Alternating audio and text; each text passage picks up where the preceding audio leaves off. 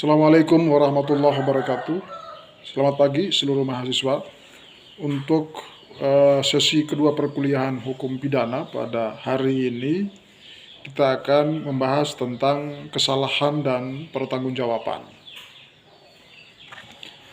Sebelum memulainya, saya ingin mengingatkan kembali bahwa pemidanaan itu syaratnya ada 3. Yang pertama adalah harus adanya perbuatan melawan hukum.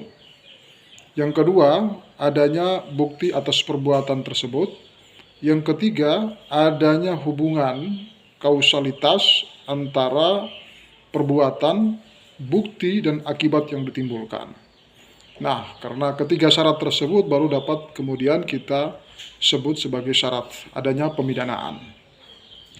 Di dalam perbuatan melawan hukum yang dimaksudkan sebagai syarat pertama itu ada kandungan perbuatan kesalahan dan perbuatan yang tidak mengandung kesalahan. Nah, itu sebagai catatan untuk mengulangi pembahasan pada tempo-tempo yang lalu, terutama pada soal ajaran kausalitas, ya, saudara. Nah, pada sesi ini kita akan membahas 2 topik yang secara general sudah diutarakan pada judul tentang kesalahan dan pertanggungjawaban. Mahasiswa sekalian, pertama adalah soal kesalahan. Saudara, kita tentu tidak harus untuk membaca pengertian-pengertian kesalahan menurut para ahli, tetapi senantiasa dalam setiap kehidupan kita, setiap hari itu, kita menemukan ragam dan berbagai kesalahan. Ada kesalahan sifat, ada kesalahan perilaku, ada kesalahan perbuatan, ada kesalahan otoritas, ada kesalahan pengurus, dan bahkan pada ruang yang lebih besar kita menemukan ada kesalahan-kesalahan kekuasaan. Nah, sebetulnya sebagai insan hukum, dari situ saja sudah bisa kita mengerti sebetulnya apa itu yang dimaksud dengan kesalahan. Nah, kesalahan itu adalah penyimpangan dari yang semestinya, penyimpangan dari yang seharusnya, penyimpangan dari yang sebenarnya. Lantas kemudian bertanyalah kita, apa itu yang semestinya, apa yang dimaksudkan dengan sebenarnya itu. Nah, dalam hal sebagai insan hukum maka yang dimaksud dengan parameter semestinya, sebenarnya, dan seharusnya itu adalah aturan, perundang-undangan, hukum baik yang tertulis atau yang tidak tertulis. Jadi hukum itu sebagai tolak ukur untuk mengukur suatu perbuatan itu adalah benar atau sebuah perbuatan itu adalah salah. Saudara sekalian, secara etimologi kata salah itu dalam bahasa Belanda ya disebut dengan schuld. Ya, schuld. Ada juga disebut berkebalikan dengan Unrecht. Unrecht itu an artinya tidak, recht itu artinya baik. Jadi kalau tidak baik maka bermakna salah, schuld. Nah, dalam hal kesalahan itu terjadi karena 2 hal. Ada terjadi karena dolus atau kesengajaan, atau opsit, atau intention. Ada pula kesalahan yang terjadi karena ketidaksengajaan atau kelalaian yang kita sebut dengan culpa atau negligensi, ya, culpa atau negligensi, ya. Jadi kesalahan itu ada 2. Pertama, kesalahan karena kesengajaan, dolus, dan kesalahan karena ketidaksengajaan atau kelalaian atau kealpaan kita sebut dengan culpa atau negligensi. Nah, saudara sekalian, sudah saya katakan tadi bahwa di dalam perbuatan hukum itu harus mengandung kesalahan. Karena itu maka bila mana ada perbuatan melawan hukum yang tidak mengandung kesalahan, tentu itu tidak bisa dan sulit untuk dapat dipidana. Jadi syarat dari sebuah perbuatan melawan hukum yang dapat dipidana adalah perbuatan melawan hukum yang di dalamnya mengandung kesalahan.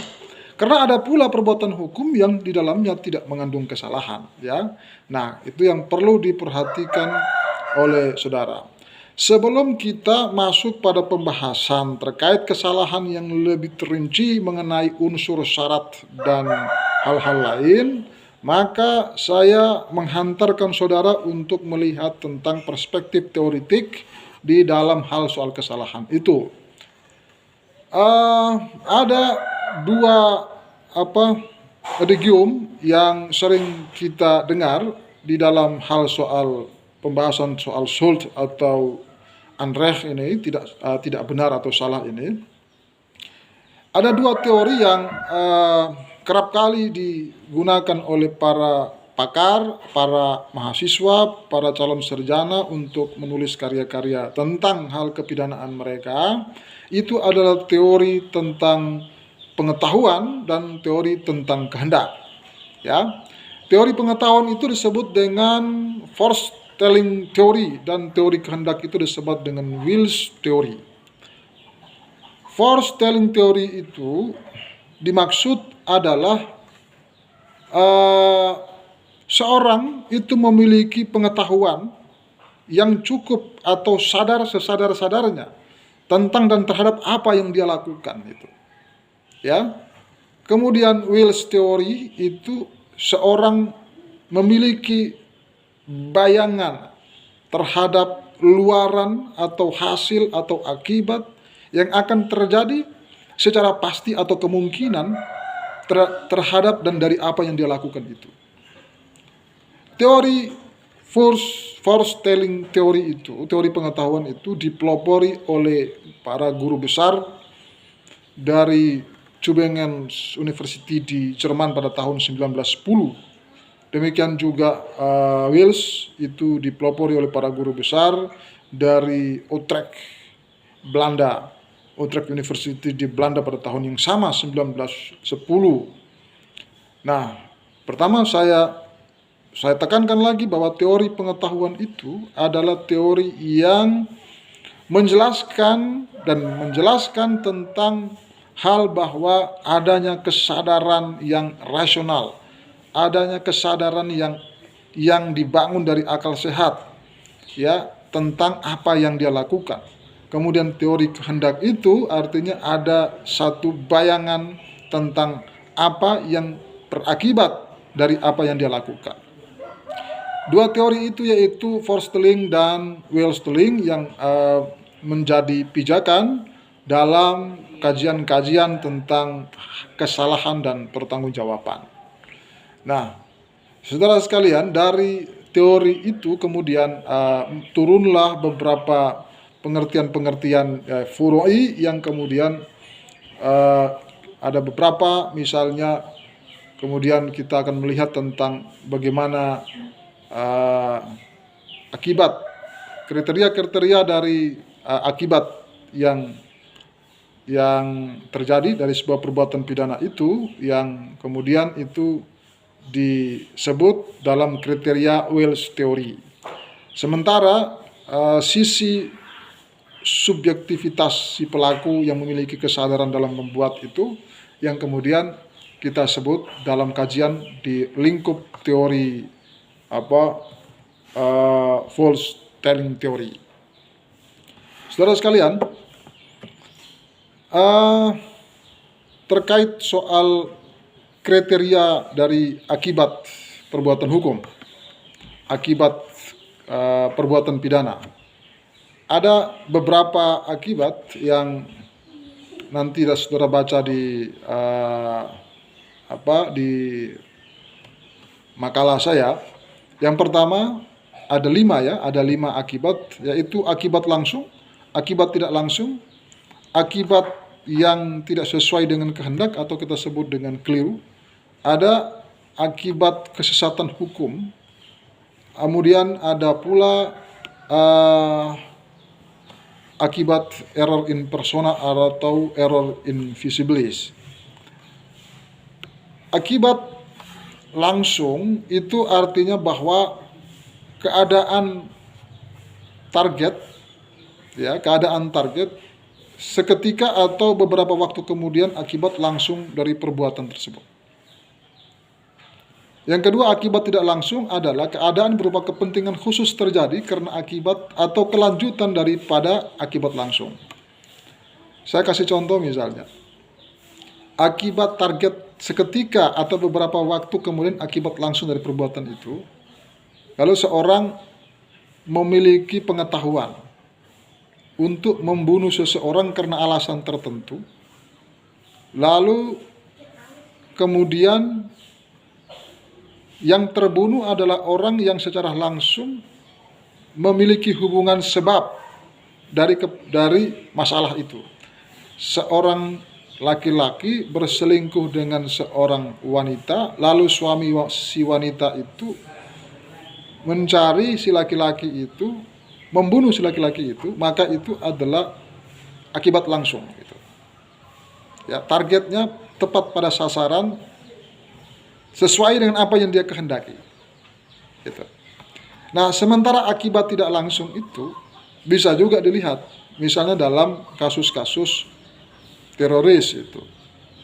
Para teroris itu melakukan pengeboman itu bukan targetnya membunuh banyak orang dalam sebuah gedung, tetapi target yang dimaksudkan itu adalah membangun atau menciptakan satu keadaan sosial, satu tekanan politik bagi pemerintah. Nah, sementara kematian orang akibat ledakan bom itu bukan sebagai target utama. Jadi yang dimaksudkan itu artinya bahwa kepentingan terjadi karena akibat dan kelanjutan daripada akibat itu langsung, gitu ya. Nah, kepentingannya yang dipetik di situ, bukan akibat langsungnya. Kemudian akibat yang tidak sesuai dengan kehendak atau keliru, ya, kita sebut dengan fatalist dwelling atau kesesatan fakta. Nah, itu dapat saudara lihat pada pasal 263 KUHP. Dapat dihapus tuntutannya.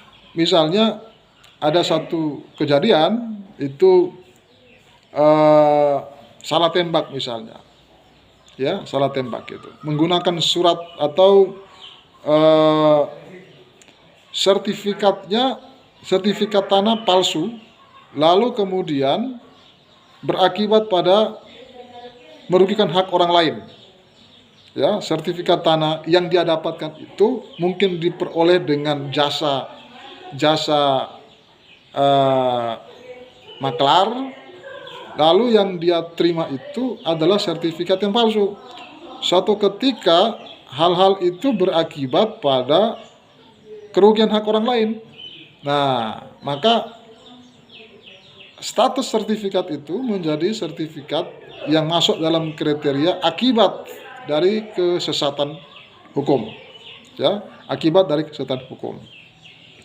Nah, saudara sekalian, dan bentuk akibat-akibat lain lagi, misalnya kesesatan fakta, ya, kesesatan fakta, kemudian kesesatan hukum yaitu perbuatan karena tidak tahu aturan. Nah, kalau perbuatan karena kesesatan hukum itu tidak menghapus kesalahan. Katakan kalau kesesatan fakta itu bisa menghapus kesalahan. Tetapi kalau kesesatan hukum itu tidak menghapus kesalahan. Kesesatan fakta itu, saudara, itu seperti saya contohkan tadi, ada fatalist dwelling atau contohnya menggunakan suatu surat, ya, saya contoh sertifikat tanah tadi, ternyata sertifikatnya palsu. Di kemudian hari sertifikat itu merugikan hak orang lain. Nah, maka saudara sekalian, kesalahan itu, ya, dapat dihapus, mengandung dalam kategori kesesatan fakta. Tetapi kalau kesesatan hukum itu artinya bahwa orang berbuat salah karena dia tidak tahu ada aturan yang melarang itu. Nah, ketidaktahuan itu atau kita sebut dengan ignorance legis excused itu, ketidaktahuan akan hukum itu bukan berarti sebagai alasan untuk memaafkan atau nemo tus ignorare consuetur itu, ya, bahwa setiap orang dianggap tahu akan undang-undang. sehingga tidak ada alasan kalau orang tidak tahu undang-undang kemudian dimaafkan. Terakhir, bahwa akibat karena error in persona atau error in visible, yakni kekeliruan mengenai orang yang hendak menjadi target perbuatan. Ya, kekeliruan orang yang menjadi target perbuatan. Contoh misalnya, si A target membunuh si B, tetapi yang terbunuh si C.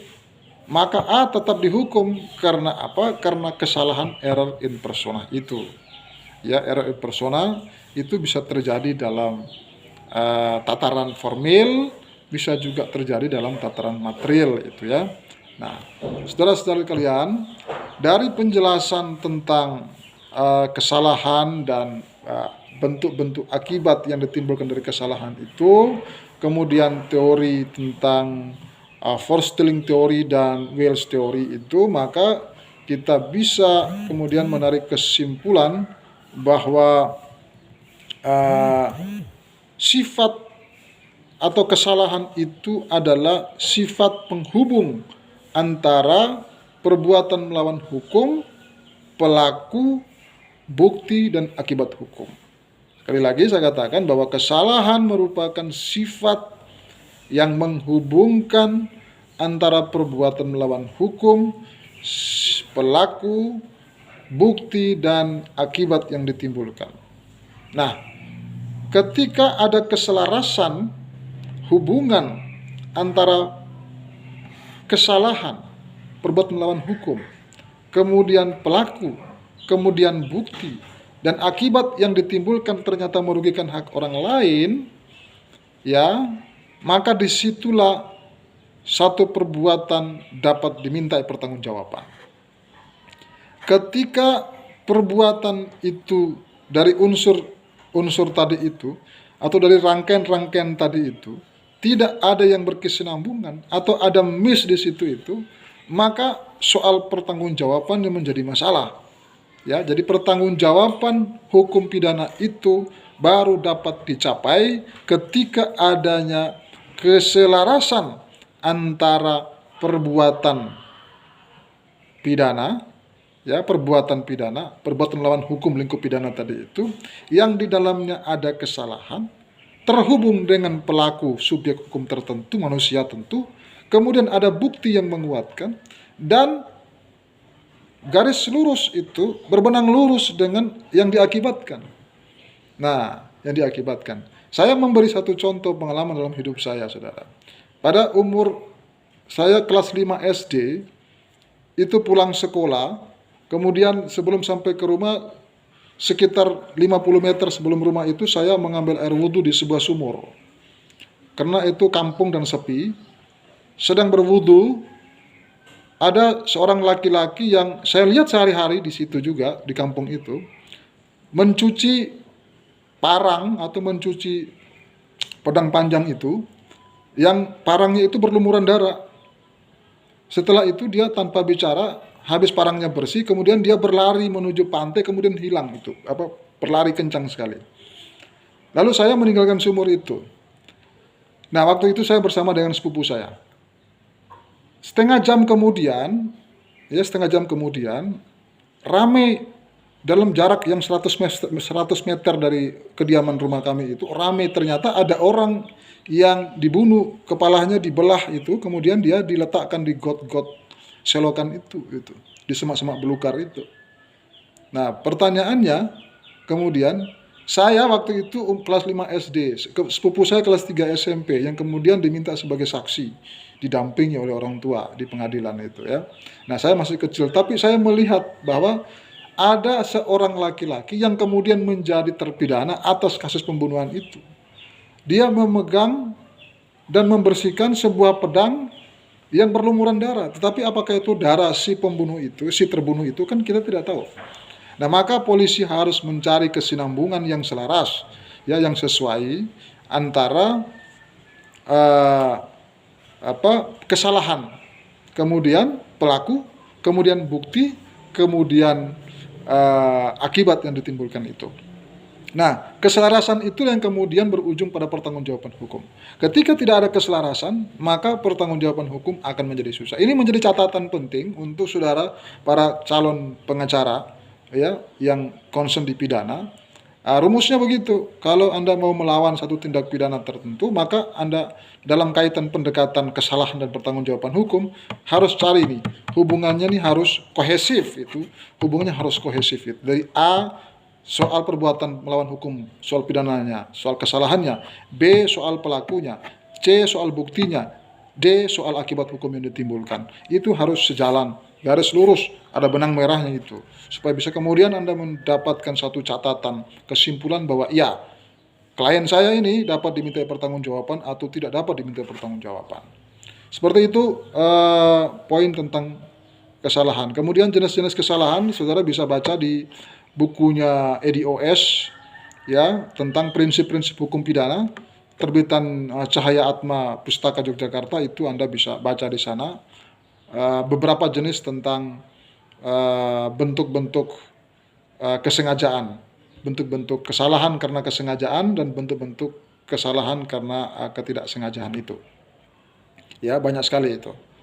Nah, saudara sekalian, pada catatan terakhir soal kesalahan saya tadi, ya kesalahan tadi saya katakan bahwa pertanggungjawaban hukum itu, hukum pidana itu baru dapat dianggap ketika ada kohesivitas antara kesalahan, perbuatan salah, bukti, pelaku, dan akibat yang ditimbulkan. Nah, sekarang kita masuk pada pembahasan soal pertanggungjawaban. Ya, kesalahan sudah, sekarang pertanggungjawaban yang kedua. Pertanggungjawaban itu di dalam bahasa administrasi disebut dengan akuntabilitas. Artinya pertanggungjawaban dengan catatan keterbukaan. Nah, di dalam hukum pertanggungjawaban itu disebut sebagai memori van toelichting, ya, memori van toelichting. Dalam hukum bahasa Belanda, pertanggungjawaban itu disebut dengan memori van toelichting. Artinya bahwa catatan tentang penjelasan. Toelichting itu penjelasan, memori itu catatan. Jadi kalau ditanya, silakan mana pertanggungjawabanmu, adalah penjelasan tentang perbuatanmu. Itu maknanya itu, ya. Jadi dalam bahasa Belanda, pertanggungjawaban hukum disebut dengan memori van toelichting. Nah, sebelum masuk rinci lebih kita membahas soal pertanggungjawaban, kita melihat dulu ada azas tentang pertanggungjawaban. Asas tentang pertanggungjawaban itu secara spesifik tidak ada dalam hukum pidana, tetapi banyak kemudian ada adegium yang digunakan dan diyakini dalam praktek-praktek kepidanaan itu sebagai suatu azas. Perhatian itu khusus dilakukan oleh para majelis hakim, para pengacara, para jaksa itu, ya. Nah, pertama adalah geen straf zonder schuld. Ya, ada adegium tentang geen straf zonder schuld. Tidak ada hukuman tanpa kesalahan. Ya. Tidak ada hukuman tanpa kesalahan. Ada juga disebut dengan nulla poena sine culpa. Bahwa tanpa ada penalti. Ya, tiada ada penalti tanpa ada kesalahan. Ya, geen straf zonder schuld atau nulla poena sine culpa. Tanpa ada penalti kesalahan, tanpa ada penalti hukuman, ya, tanpa ada punishment, tiada ada punishment tanpa ada kesalahan. Nah, dua adegium itu, geen straf zonder schuld dan nulla poena sine culpa itu juga kemudian diterima sebagai catatan norma dalam hukum Indonesia. Saudara bisa baca dalam pasal 6 ayat 2 Undang-Undang 14 tahun 70 atau yang sudah diperbarui menjadi Undang-Undang nomor 4 tahun 2004 tentang kekuasaan kehakiman. Di dalam pasal 6 ayat 2 itu dikatakan bahwa tiada seorang pun dapat dijatuhi pidana kecuali apabila pengadilan karena alat bukti yang sah menurut undang-undang mendapatkan keyakinan hakim bahwa seorang dianggap dapat bertanggung jawab telah bersalah, ya, perbuatan yang didakwakan atas dirinya. Jadi seorang tidak dapat kemudian dikategorikan atau dijatuhi sebuah hukuman pidana kecuali berlaku 4 faktor atau 4 alasan tadi itu. Yang pertama adalah ada alat bukti dulu. Yang kedua,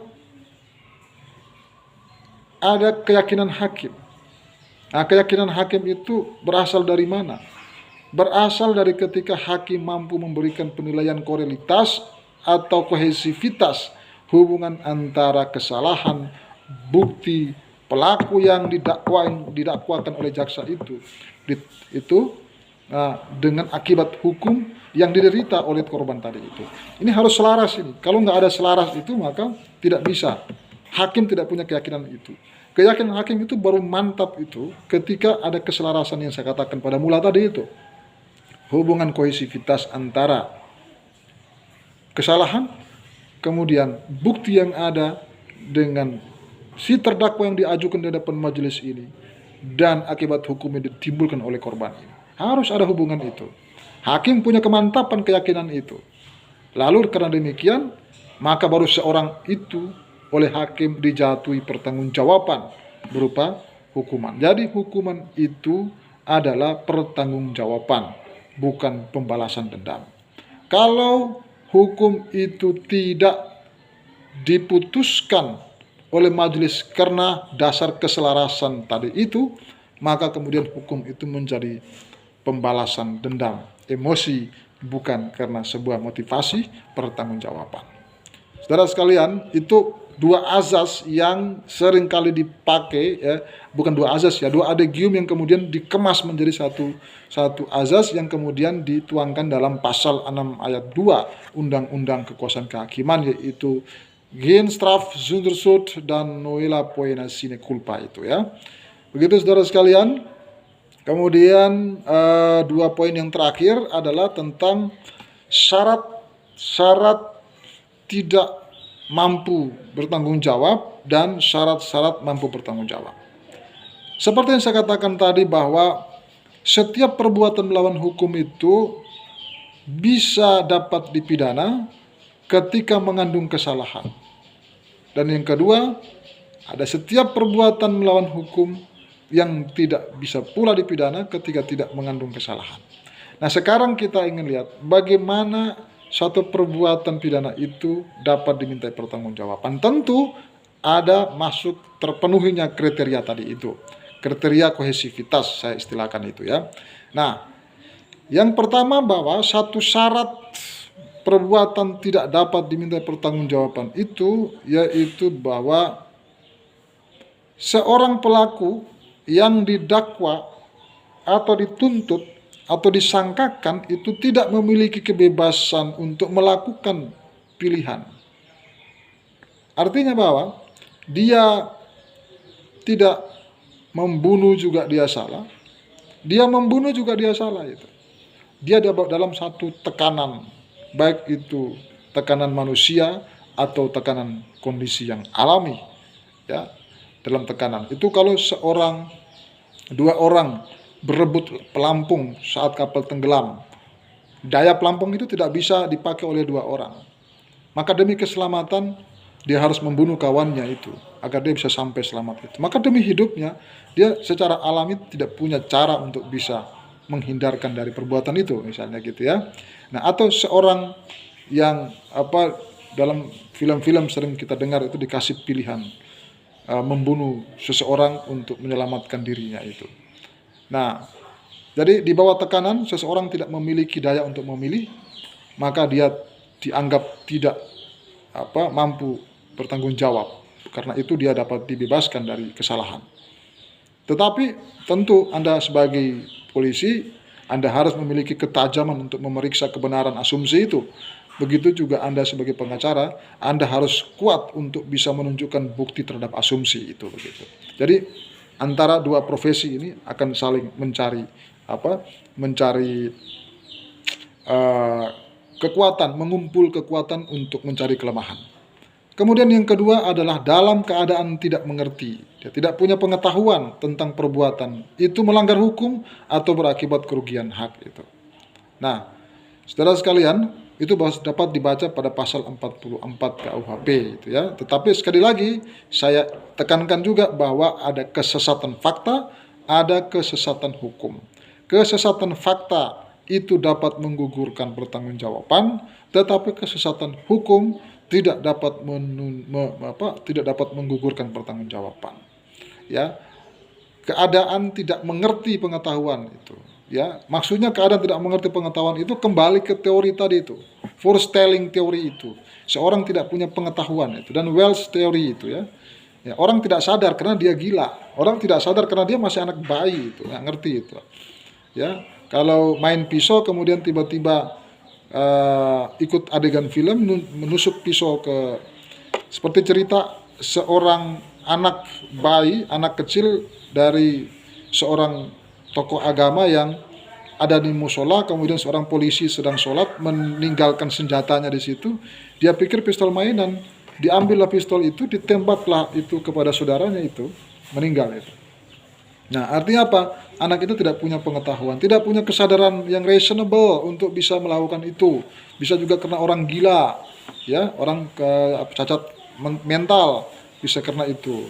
Tetapi orang mabuk tidak bisa dalam kategori itu, karena mabuk itu diciptakan atas kesalahan juga, ya, diciptakan karena kesalahannya, diciptakan karena kelalaiannya, diciptakan karena kesengajaannya. Maka semabuk apapun orang itu, dia tetap akan dipidana ketika melakukan kesalahan, ya.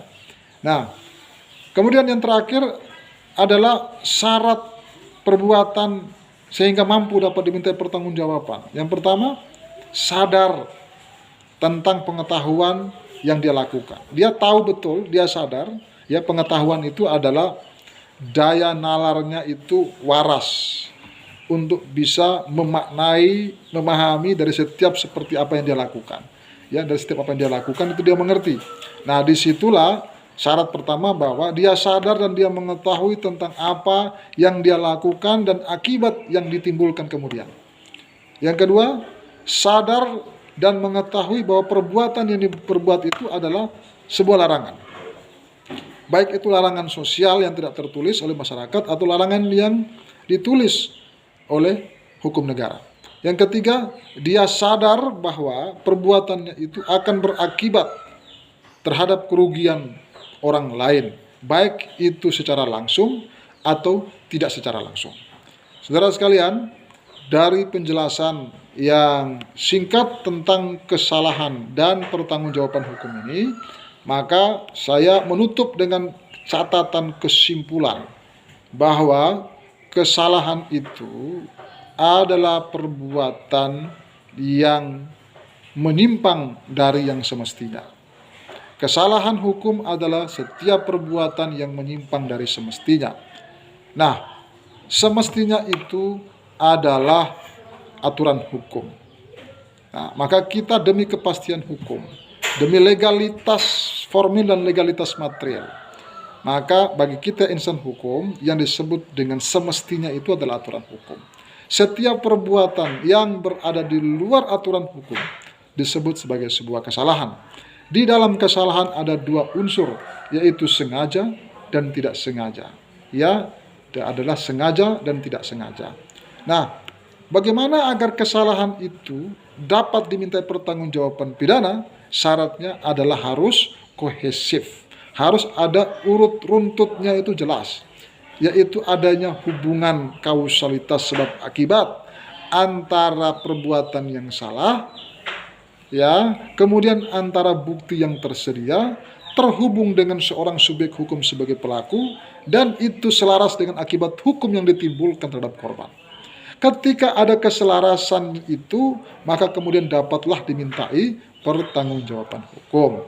Pertanggungjawaban hukum itu didasarkan kepada dua teori umum, dua adigium yang selama ini digunakan sebagai kemasan teori pertanggungjawaban hukum, yaitu Reinstrafzonderschuld, bahwa tidak ada hukuman tanpa kesalahan, dan juga adigium tentang nulla poena sine culpa, yaitu tanpa ada penalti hukuman, tiada ada hukuman tanpa ada kesalahan. Ya, dua adigium itu kemudian diserap oleh hukum formil Indonesia, diatur dalam pasal 6 ayat 2 Undang-Undang Kekuasaan Kehakiman, yang menjelaskan di situ bahwa hakim hanya punya kemantapan keyakinan pidana ketika satu, ya, adanya kesalahan. Kesalahan itu dihubungkan oleh bukti, ya, bahwa tidak seorang pun dapat dijatuhi hukuman pidana kecuali pengadilan. Jadi tidak boleh ada pengadilan jalanan kecuali pengadilan. Maka sekarang restoratif justice itu orang bersalah, dikatakan polisi dia bersalah, kemudian diselesaikan level kepolisian. Ya, dia disuruh bayar ganti rugi. Di level kepolisian dia disuruh bayar ganti rugi. Itu ya.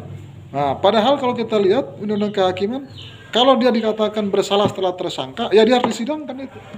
Karena jelas bahwa kecuali apabila pengadilan tidak berhenti di kepolisian, maka harus disiapkan namanya mekanisme peradilan restoratif justice itu bukan hanya berlaku selesai damai di kepolisian. Ada mekanisme formilnya itu supaya dia memiliki kekuatan hukum dalam putusan majelis itu. Nah, yang kedua, harus ada alat bukti yang sah. Alat buktinya menurut undang-undang. Anda silakan membaca itu. Nah, dari kesemua itu menjadi asbab lahirnya keyakinan hakim. Untuk kemudian hakim menjatuhkan putusan yang nilai putusan itu adalah pertanggungjawaban. Saudara sekalian, sebagai catatan terakhir saya katakan bahwa ketika putusan majelis hakim itu tidak memenuhi unsur-unsur tadi itu, maka putusan itu hanya bersifat emosional tanpa karena sebuah kesadaran. Maka karena itu nanti mekanisme dan proses rehabilitasinya itu menjadi sangat susah, ya, bagi si pelaku itu. Nah, agar putusan pengadilan itu benar-benar mengandung makna pertanggungjawaban yang saleh, maka harus majelis hakim, para jaksa, para pengacara berorientasi untuk menemukan kebenaran agar terwujudnya kebaikan dalam penegakan hukum. Seperti itu kiranya penjelasan kuliah kita pada hari ini terkait tentang kesalahan dan pertanggungjawaban hukum. Mudah-mudahan bermanfaat bagi saudara sekalian dan menjadi materi yang baik untuk saudara kaji, bahwa pernyataan atau kuliah saya pada video ini hanya menjelaskan tentang sekelumit materi yang sudah saya kirimkan kepada saudara, dan selengkapnya saudara perlu dan wajib untuk membaca buku-buku, salah satunya seperti yang saya sarankan tadi, yaitu bukunya EDOS tentang prinsip-prinsip hukum pidana terbitan Cahaya Atsma Pustaka Yogyakarta, ya. Nah, sehingga Anda semakin punya kekayaan pengetahuan, referensi terkait tentang masalah ini. Demikian atas atensi saudara. Saya ucapkan terima kasih. Wassalamualaikum warahmatullahi wabarakatuh.